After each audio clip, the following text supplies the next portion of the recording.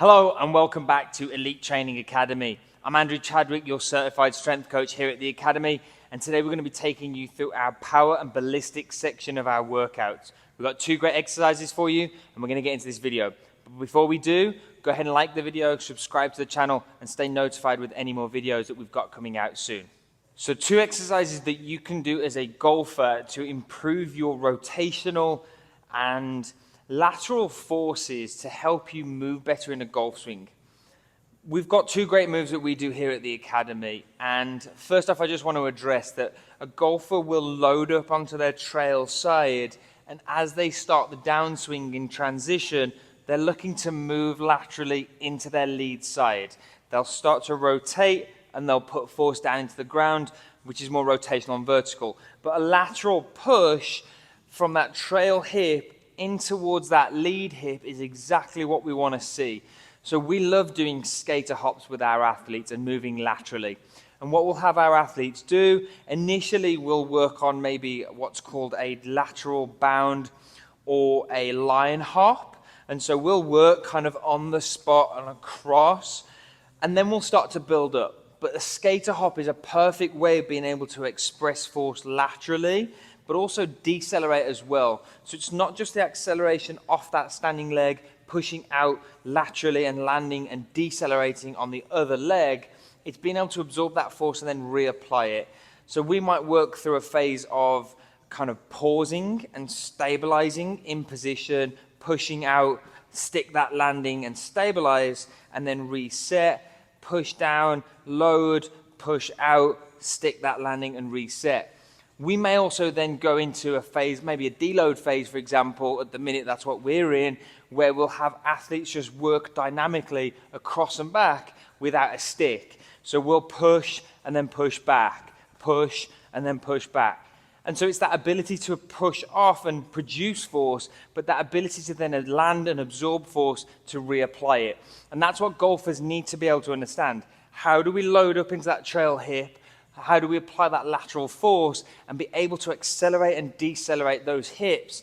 Because then when we start to apply it into the golf swing, athletes move so much more comfortable because they understand how to apply and absorb force through the hips laterally. So that's exercise number one, skater hops. You may start with something like a lateral bound that's kind of on one leg, or a lateral pogo, really trying to work through the ankle and be a little more dynamic, and then progress into that lateral skater hop.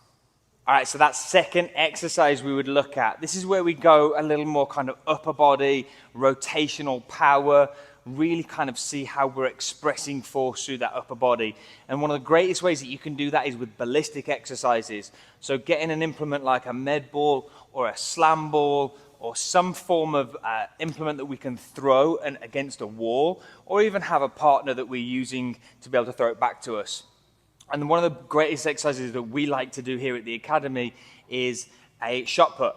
And we'll get our athletes really starting to understand how to load up again on that trail side. We may put an isometric hold in there. So we get them to hold 1, 2 second count and then express that force. Maybe understand that timing of where we're actually applying that force into the ground to be able to throw.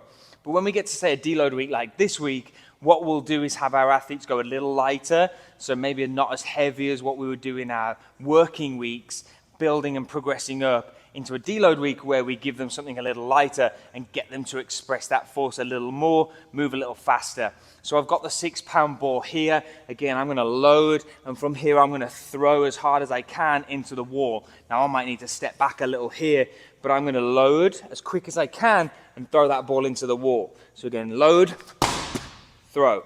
Again, load, throw. And I'm really trying to feel that I'm coming through that impact position, putting force into the ground with my lead leg, and I'm trying to use that right shoulder, right arm to express through impact and then into that throw. So again, load, boom, and throw. And we'll work both dominant and non-dominant sides here. It's not just what happens on the dominant side expressing force, it's what happens on the non-dominant side being able to decelerate that body, because it's great if I can produce force on my dominant side, but if I can't slow myself down, I don't have the strength and the stability to handle what I'm trying to express through impact and post-impact.